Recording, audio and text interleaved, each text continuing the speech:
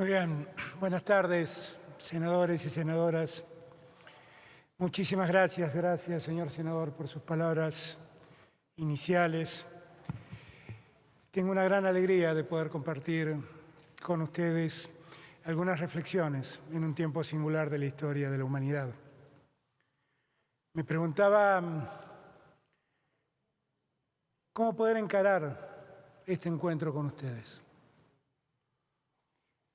Y me parece que es una buena ocasión para que pensemos juntos de dónde venimos, en qué lugar estamos y hacia dónde queremos ir. Digo que es un momento oportuno porque algo le pasó al mundo, algo absolutamente impensado, algo absolutamente inesperado. Somos una de las pocas generaciones que tiene el triste privilegio de haber tenido que convivir en una pandemia. Esto no le pasa a la humanidad permanentemente. Ocurre muy de tanto en tanto. Una pandemia que es capaz de asolar a todo el mundo por igual. Una pandemia que no discrimina entre pobres y ricos. Una pandemia que enferma a muchos y mata a otros tantos. Y la verdad, frente a tanto dolor y frente a tanta muerte, creo que es una buena oportunidad a la gente de la política. Eso somos nosotros. Es una buena oportunidad reflexionar un poco sobre el lugar del que venimos, sobre el lugar donde estamos, sobre el lugar al que queremos ir. Venimos porque la pandemia lo ha dejado en evidencia, de un sistema profundamente injusto, y que nadie sensatamente puede negarlo. Hemos construido un sistema económico profundamente débil, tan débil que un ser imperceptible a la vista humana pudo dar vuelta a la realidad del mundo. No solamente se llevó la vida de hombres y de mujeres, hizo caer los bonos de los estados más poderosos, hizo tambalear y caer a grandes empresas, ha dejado sin trabajo a millones de personas y no ha distinguido nada. Y ante ese ser tan minúsculo que no lo podemos ver, no tuvimos capacidad de reacción, no supimos cómo enfrentarlo, no sabíamos cuándo nos atacaba, no sabíamos por dónde llegaba. En esa incertidumbre nos ha tocado vivir. Y en esa incertidumbre, en gran medida, todavía vivimos. Ahora bien, ¿cuál era la fortaleza de ese sistema en el que vivíamos y al que no revisábamos lo suficiente cuando la pandemia nos hizo presas? Era un sistema profundamente injusto, donde la distribución del ingreso se concentraba en muy pocos y la pobreza y la miseria se distribuía entre millones. Era un mundo profundamente injusto, víctima de un cambio climático, producto de la acción humana, que se ocupó de contaminar el medio ambiente una y otra vez, año tras año. De repente nos dimos cuenta que cuando el virus nos obligaba a quedarnos en nuestras casas, el aire que se respiraba era más puro, el agua de los ríos era más clara, el cielo se veía más diáfano. Los animales se animaron a salir cuando vieron que nosotros nos encerramos.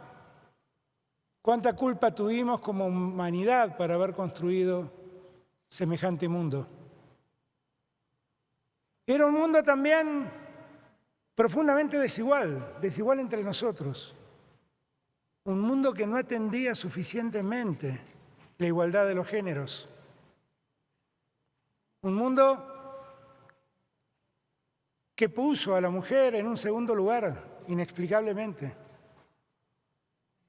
Un mundo que discriminó según la orientación sexual o la identidad de género de cada uno. Un mundo mundo que en esas condiciones no hacía buenas sociedades, hacía sociedades definitivamente muy malas.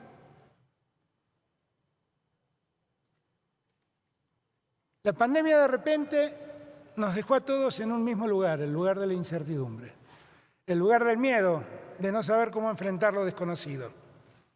Y en América Latina nos encontró dispersos, porque acaban de terminar 4 años donde desde algún lugar hicieron todo lo necesario para dividirnos, para separarnos, para ponernos en lugares diferentes, en veredas enfrentadas. Y ni siquiera frente a la pandemia tuvimos la oportunidad de unirnos para ver qué podíamos hacer juntos, para contarnos experiencias y ver cómo poder enfrentar semejante flagelo. Yo siempre digo que tuve una sola ventaja, que es que el virus llegó a nuestro continente 3 meses después que Europa.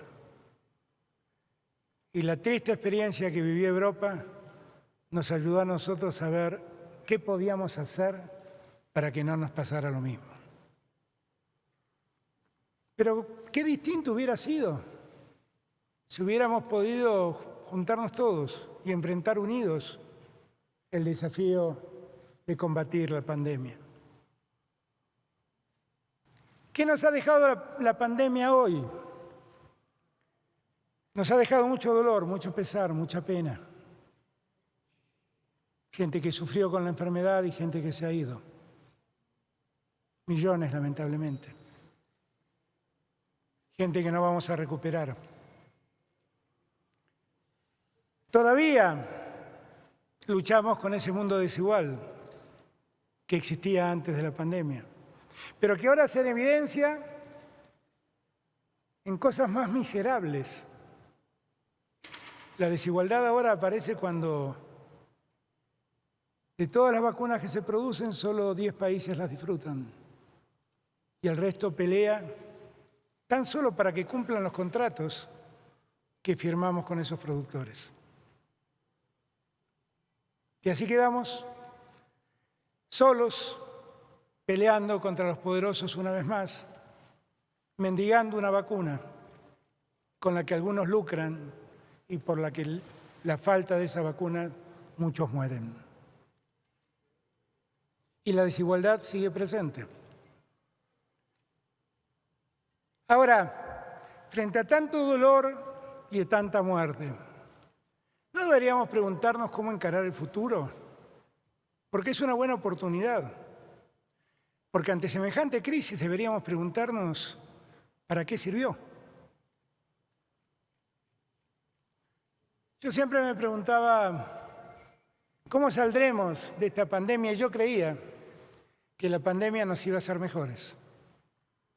Creía que frente a lo inexorable, que era que todos estábamos expuestos al virus y todos corríamos el mismo riesgo, era posible que cierto sentido de solidaridad asomara en la humanidad y por esa vía pudiéramos construir mejores lazos hacia una sociedad más justa. Pero escuché decir a alguien algo que es bastante cierto para mi pesar. Los que eran buenos antes de la pandemia se volvieron buenísimos después de la pandemia. Pero los que eran malos antes de la pandemia se volvieron peores después de la pandemia. Ahora, ¿en qué lugar queremos pararnos nosotros? ¿En el lugar de los que quieren salir mejores o en el lugar de los que solo quieren seguir medrando con este presente? Yo me quiero parar en el primer lugar, en el lugar que nos obliga a ser mejores. Porque definitivamente vivimos en el continente más desigual del mundo, un triste designio que padece Latinoamérica. En este lugar, como dije antes, la riqueza se concentra en pocos y la miseria se distribuye en millones. Han quedado condenados al pozo de la pobreza, a la marginalidad, millones de habitantes de este continente. que han quedado una y otra vez olvidados por las políticas implementadas. Acá, en este continente, se ve mejor que en ningún otro lugar eso de lo que le gusta hablar al Papa Francisco cuando cuestiona el capitalismo. Acá en este lugar, en América Latina estoy hablando, uno puede ver esa cultura del descarte permanentemente. Esa cultura que dice, este mundo ha sido construido para los que estamos acá, el resto sobra. Y pensar un mundo para unos pocos, donde el resto queda olvidado. Ahora, nosotros no deberíamos repensar eso. No estoy planteando en nada de lo que digo ponerle fin a un sistema capitalista que se ha impuesto en el mundo. Estoy planteando si de una vez por todas el capitalismo no tiene que tener una ética que ha perdido. Estoy planteando si de una vez por todas el capitalismo no debe tener un contenido moral que ha ido perdiendo en el tiempo. El capitalismo nació con algunas virtudes importantes. La virtud de pensar que alguien podía arriesgar capital de trabajo, asociarse con alguien que aportaba el trabajo, generar producción, vender y hacer crecer. Ese capitalismo fue muy genuino, fue muy valioso. Siempre digo lo mismo, ese fue el capitalismo de Ford. Cuando un día se preguntó por qué estos autos que construyo para una minoría no la pueden tener quienes trabajan en mi empresa. Y empezó a pensar en producir los autos en masa, para que todos tuvieran acceso a lo que hoy es un automóvil, que es algo más accesible para millones de personas. Ese capitalismo virtuoso, donde alguien invertía y alguien trabajaba, juntos producían y daban más trabajo, todavía podemos recuperarlo, tirando por la borda ese capitalismo especulativo que medra con los derivados financieros, donde unos pocos hacen fortuna en minutos y vuelven pobres minuto a millones de seres humanos. ¿No es momento de que pensemos en cambiar todo eso? ¿No es esta la hora de darnos cuenta que no podemos seguir así? Nosotros, le comentaba hoy al presidente, en nuestro encuentro de la mañana, somos parte del mundo que parece vivir en un limbo. El mundo tiene un mundo central, donde los más poderosos tienen la riqueza que necesitan. Si hay que emitir dólares, la Fed emite dólares y arregla el problema de la economía norteamericana. Si hay que emitir euros, el Banco Central Europeo emite los euros que hagan falta y las economías europeas se pueden levantar en 10 minutos. Los países pobres, de tanto en tanto se acuerdan de ellos. A veces les condonan deudas, a veces les hacen quitas. A veces alguien se acuerda de ellos y les dan más tiempo para pagar sus deudas. Pero en el medio estamos los países de renta media, a los que nadie atiende. Allí están muchos países latinoamericanos. Estamos muy lejos de ser parte de ese mundo central y estamos muy cerca de parecernos a los países pobres. Pero no nos dan los perdones que le dan a los pobres y nos tratan como si fuéramos ricos. ¿Y hasta cuándo podemos seguir viendo esto sin reaccionar, sin alzar la voz? Porque si no es este el momento de alzar la voz para cambiar, no va a haber otro momento, ¿eh? No va a haber un momento más crítico que este. No va a haber un momento en donde las reglas establecidas se pongan más en crisis que este momento. No va a haber un tiempo mejor que este para dar vuelta a la historia del mundo como se da vuelta una media. Y hay que dar vuelta a esa media, ¿eh? Porque si no vamos a seguir viviendo con más desigualdad y con más injusticia. Ese es el desafío que tenemos como continente. Primero, unirnos. Segundo, alzar nuestra voz en el mundo. y decir, nosotros también tenemos derechos a crecer y a desarrollarnos. Crecer y desarrollarnos quiere decir simplemente que todos tengamos oportunidad de crecer y desarrollarnos, no solamente algunos, que todos tengamos la oportunidad. Si todos no tenemos la oportunidad, el mérito no alcanza. El mérito es una ficción. El mérito sin posibilidades es nada. Ahora sí, si todos tenemos la posibilidad de crecer y de desarrollarnos, ahí el mérito empieza a tallar.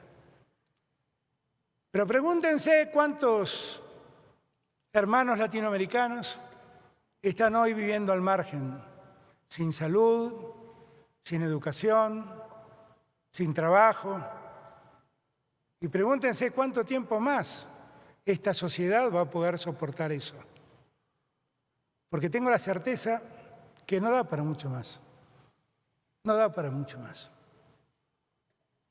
Por eso es que yo aliento la esperanza de que este sea el tiempo en que América Latina se ponga de pie y sea capaz de plantearle al mundo su palabra revulsiva para cambiar el mundo,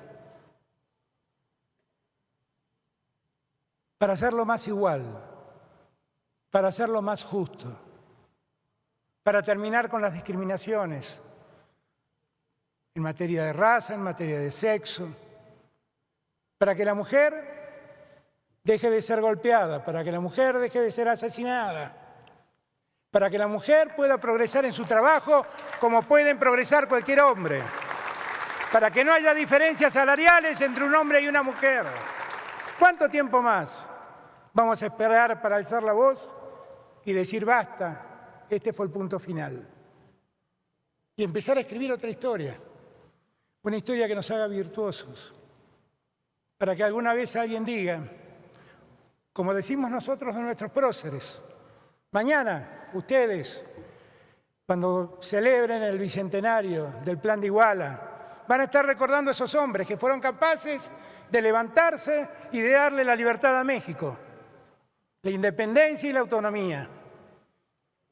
Y tal vez ellos en aquel momento habrán dudado como nosotros en cómo hacerlo, pero tuvieron el coraje y la valentía de hacerlo. Es momento de darnos cuenta que este es nuestro tiempo. Es el tiempo de unir esfuerzos. Es el tiempo de trabajar con sensatez y con racionalidad. Es el tiempo de unirnos no para estar en contra de otros. Es el tiempo de unirnos para estar en favor de nuestro. Para que todos nosotros, para que nuestros pueblos puedan crecer. Ese es el verdadero desafío que tenemos. Y bien decía el senador que preside este encuentro, que cuando fui electo, elegí salir por primera vez del país para venir a visitar México. Y no era casual. Leíamos en toda América Latina, una América Latina que estaba viviendo cierto regreso al conservadurismo, que acá en México finalmente había llegado un hombre con planteos tan simples como enormes. Un hombre que proponía ponerle contenido moral a la política, convertir la ética de la política en un elemento constante. Un hombre que decía lo mismo que suelo decir yo, ocupémonos de los últimos. Primero, los últimos. Y pensé que acá, donde Latinoamérica termina en el norte, tal vez podíamos trabajar muy juntos con allá, donde el continente se enangosta y termina en los mares del sur. El país más austral con el país más norteño de la América Latina. Y tal vez juntos trazar un eje que cruce a toda América Latina e impregne a la América Latina de este llamado de cambio. de este llamado de transformación. Y tal vez sea el momento. Las vueltas de la vida hizo que en medio de la pandemia el virus nos una, para que allí, en el país más austral del continente, se produzca el contenido esencial de la vacuna, que se termina de elaborar aquí, en el país más norteño del continente latinoamericano, y que desde aquí podamos llevar esa vacuna por el que hoy millones de latinoamericanos luchan y esperan. Y tal vez ese sea el primer cambio y el primer paso que podamos dar para trabajar unidos, no en contra de nadie, en favor de todos. Allá en Argentina tenemos un poeta, tal vez el poeta por excelencia que tenemos los argentinos, que se llamó José Hernández, que escribió un largo poema que se llama El Martín Fierro, y cuenta la historia de un gaucho y sus desdichas. Pero era un sabio el gaucho ese. En uno de sus versos recuerda y recomienda que los hermanos sean unidos. Esa es la ley primera. Tengan unión verdadera en cualquier tiempo que sea, porque si entre ellos pelean, los devoran los de afuera.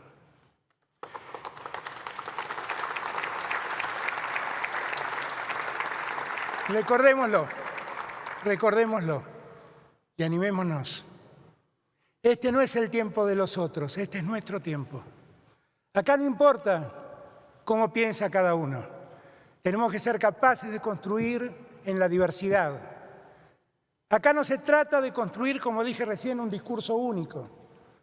Se trata de escucharnos, de abrir nuestras cabezas. Tenemos los argentinos un premio Nobel que es nuestro orgullo, Adolfo Pérez Esquivel, Premio Nobel de la Paz, que alguna vez dijo: los puños cerrados no siembran, solo siembran los puños que se abren. Abramos nuestras cabezas, abramos nuestros puños y hagamos de América Latina el continente de la igualdad, para sacarnos este triste estigma que hoy tenemos. Gracias, México. Feliz de estar con ustedes. Muchísimas gracias a todos y todas.